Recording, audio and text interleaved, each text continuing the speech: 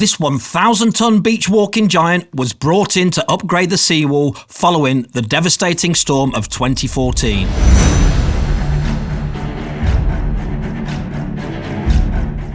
Today I'm showing you never-before-seen footage of the winter storms in Dawlish that caused catastrophic damage to the coast, and unseen footage from on board this mighty machine that was brought in to help future-proof the seawall.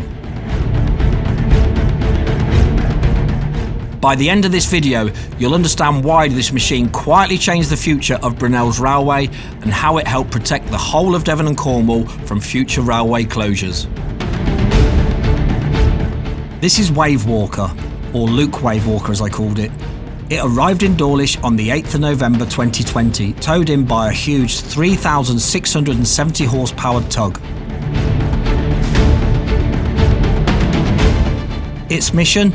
Install the 16-metre deep foundation piles 9 metres into the ground for phase 2 of the new seawall, right alongside Dawlish railway station.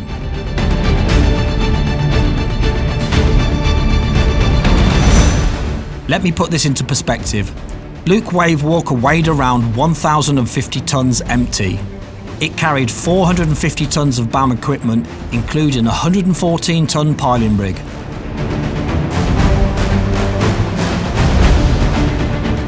And a custom 32-tonne cantilever, specially designed so the rig could work over the front edge. It burned roughly 1,700 litres of fuel per day. This wasn't just a barge, it was a floating engineer platform.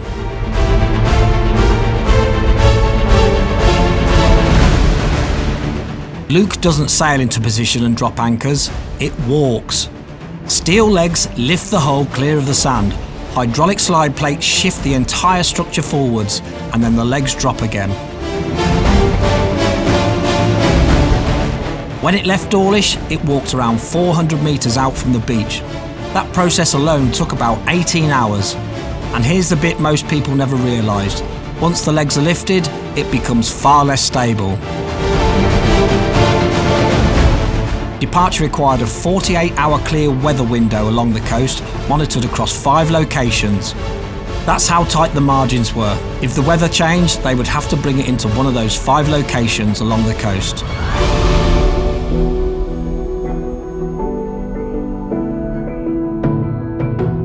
During its time here, Luke helped install 268 piles up to 16 metres long, supporting 143 facing panels shipped in from Shea-Murtar in Ireland.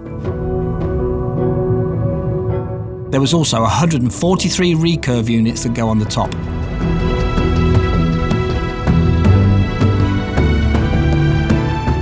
Each facing panel is tied to 2 piles, and once they got into the rhythm, they were installing 5 to 8 piles a day, working across the tides in near continuous cycles.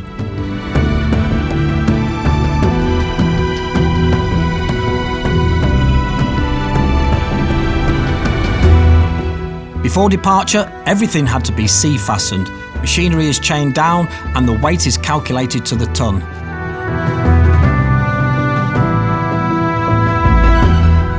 Zach, the barge master, maintained a live spreadsheet tracking crane positions, pile weights, fuel loads, even water levels in the ballast tanks.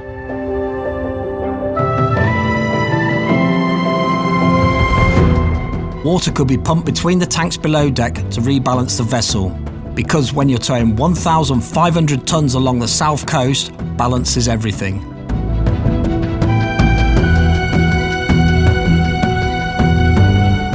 This wasn't just construction, this was resilience. The design had to account for a 1 in 100 year storm event. Every pile filled with concrete, every facing panel tied with grout socks to prevent deflection under wave impact. This was part of safeguarding the main railway line into the southwest, the line that was devastated in 2014.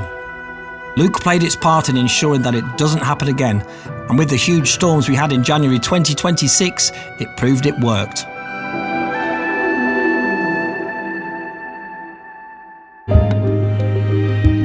After nearly 4 months in Dawlish, after hundreds of piles, and after working through the storms and tides, Luke lifted his legs one final time, walked out across the sand and waited for the tide, quietly. No fanfare, just a 1,000-ton giant heading east along the coast.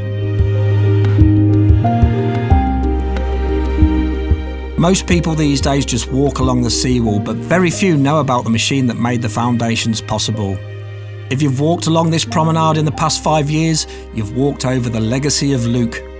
And now you've seen what really happened behind the scenes. If you found this fascinating, make sure you subscribe because there will be more engineering stories to come.